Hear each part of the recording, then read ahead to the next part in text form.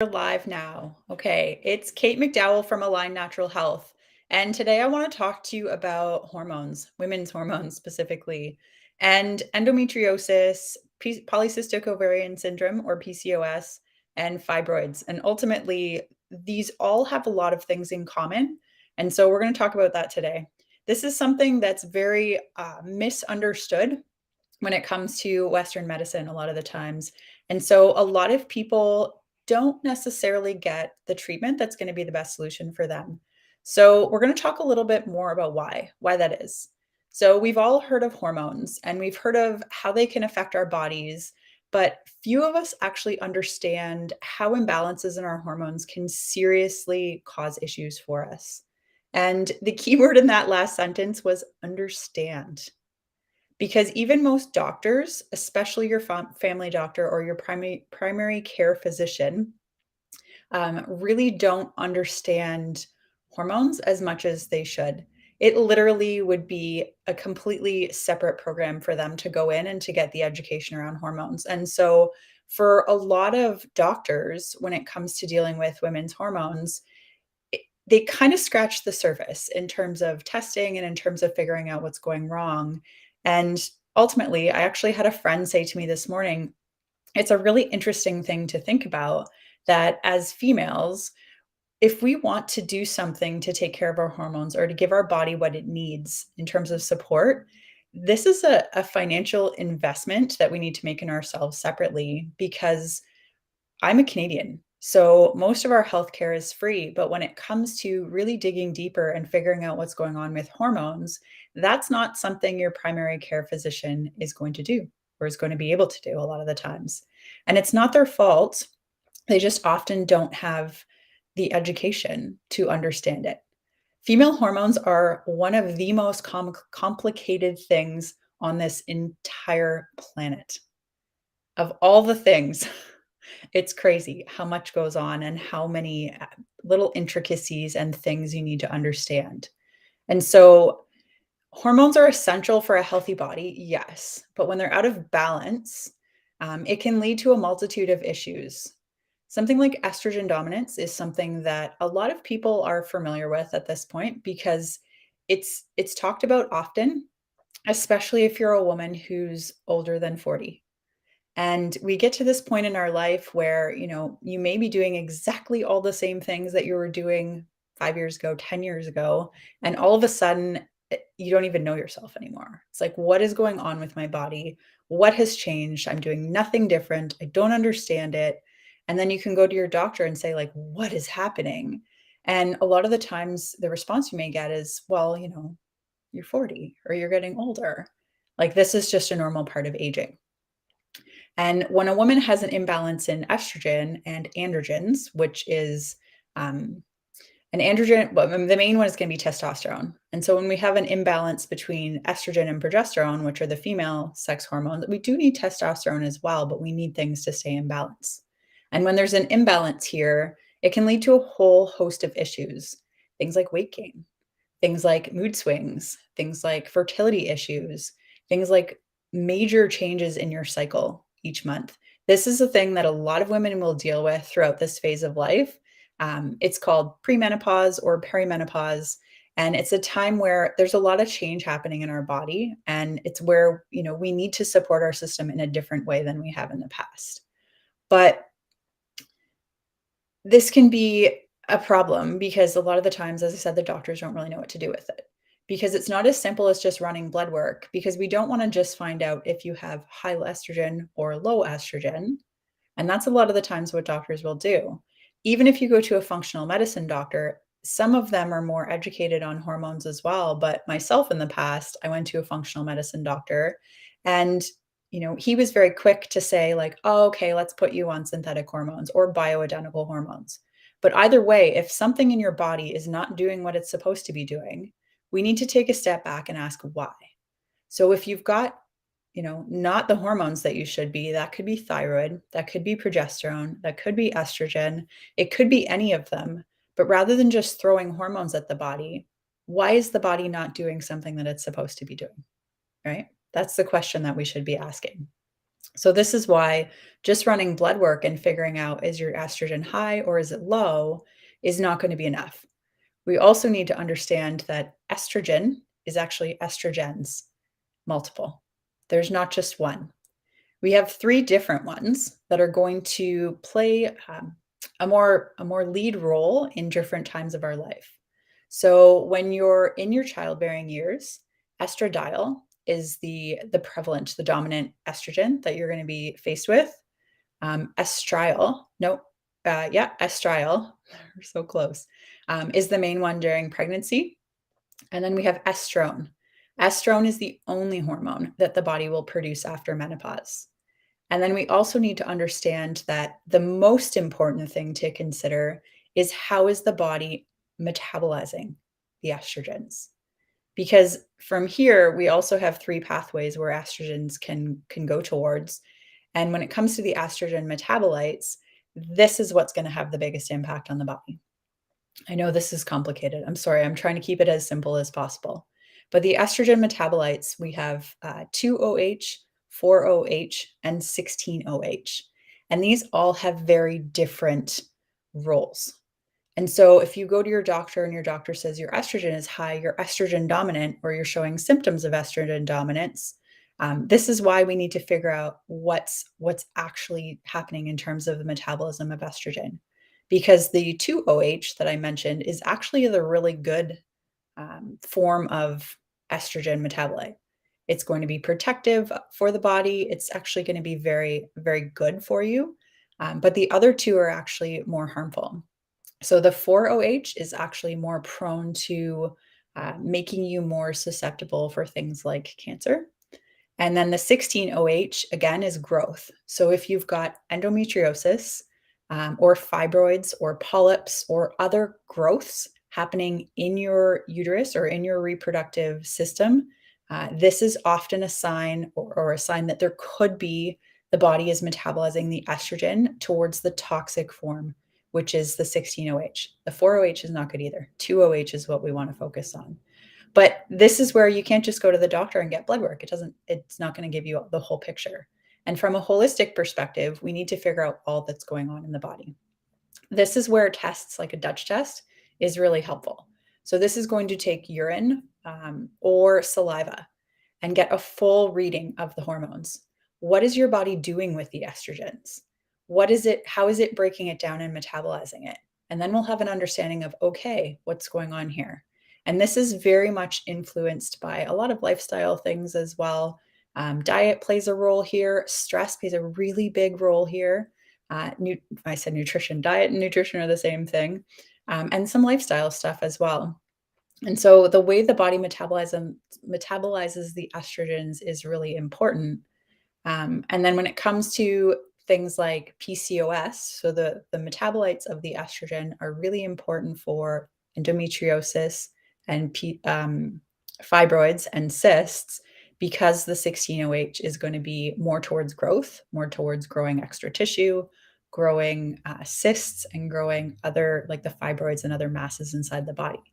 But then for PCOS, this is more of an androgen dominance thing. So that's the testosterone that I mentioned. So the imbalance there between your testosterone, your progesterone, and your estrogen can lead to symptoms as well. So a lot of the times the symptoms that can be associated with PCOS, you may lose the outer third of your eyebrows. You may have facial hair growth. You may have a deepening of your voice. You may have infertility and other hormone-related symptoms.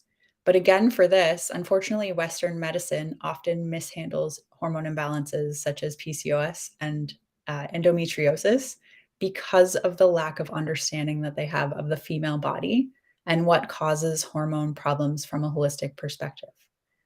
This is an area where quantum nutrition testing is so beneficial because this is where we can test you and your body to figure out what is going on with you. Why are you having the symptoms you're having? Where is the issue in your system? What is the organ or gland that's not functioning the way it should be, and why? Is it heavy metals? Is it chemicals? Is it toxins? Is it stress? There's so many different things that could be causing an issue, and blood work just really can't find all those things for you. The imbalance when it comes to hormones, a lot of the times is impacted, as I said, by things like nutrient deficiencies, by stress, or by environmental toxins. And to address PCOS from a more natural perspective, it's important to look at the underlying causes and address them holistically. This can include making lifestyle changes, such as reducing stress. This could be improving diet. This can include getting more regular exercise. Additionally, there are herbal and nutritional supplements that can be used to help balance hormones and reduce symptoms. But it's also important to take a look at the emotional and the psychological components of PCOS. Stress and anxiety can be a major contributor to things like androgen dominance. And it's important to find ways to reduce stress through relaxation techniques, maybe through counseling and through other therapies as well. PCOS is a complex condition and requires comprehensive and holistic approach to treatment. By addressing the underlying cause and making lifestyle changes, it's possible to reduce symptoms and improve your overall health and your well-being. But this is why we need to make sure we're finding out what the cause is. When it comes to endometriosis, and similarly to fibroids and cysts as well, these are all growth related, right? From a holistic perspective, these can be endometriosis anyway, can be seen as a manifestation of unbalanced energy in the body. This underlying imbalance can be caused by a variety of factors. Again, diet is really important, lifestyle is really important, emotional stress is really important, so is physical trauma. And to restore balance, holistic practitioners recommend addressing the underlying causes. I feel like not trying to beat a dead horse here, but finding the reason you're dealing with the symptoms that you're dealing with is so important. And this is an area where Western medicine doesn't focus on. Their goal is to make your symptoms go away, which, okay, I can understand the symptoms are annoying, but just because the symptoms are gone doesn't mean that the problem is gone. And this is why my focus is like, why? Why are you having the symptoms that you're having? Because when we can deal with the cause, then the symptoms are actually able to go away rather than just be masked by medication.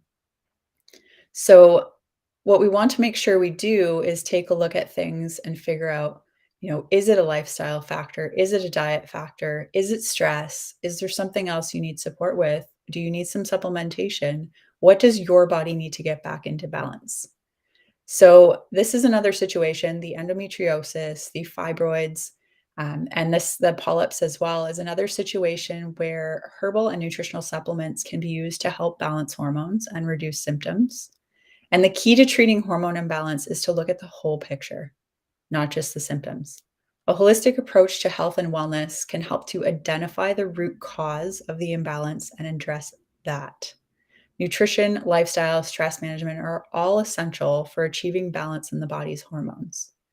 Nutritional deficiencies can be addressed by eating healthier or maybe make some changes to your food if there's something that your body's not cooperating with or not working properly with.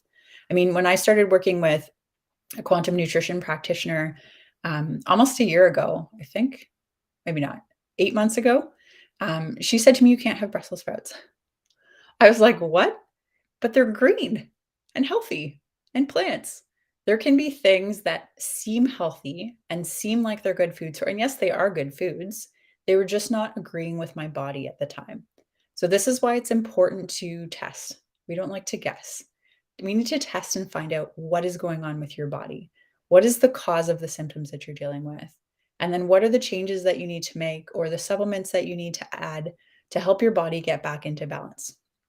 So if this is something that you're interested in learning more about and figuring out what's going on with you, this is something I can help you with. We take a look at things from a non-medical point of view or perspective. It's not saying, that medication does not have a role or does not um, have a need. It's that we need to find a way to figure out what's going on with your body so that we can help it get back to where it's supposed to be, and then the symptoms aren't a problem anymore. Like, the body makes no mistakes. If something is going on, why is the body not doing what it's supposed to be doing? Or why is the body doing something it's not supposed to be doing? And this is where, if the body is not producing hormones properly, throwing hormones at the body isn't solving the problem. We need to take a step back and figure out, why is it not functioning properly? Why is it not producing the hormones that it's supposed to be? Or is it not detoxifying them properly?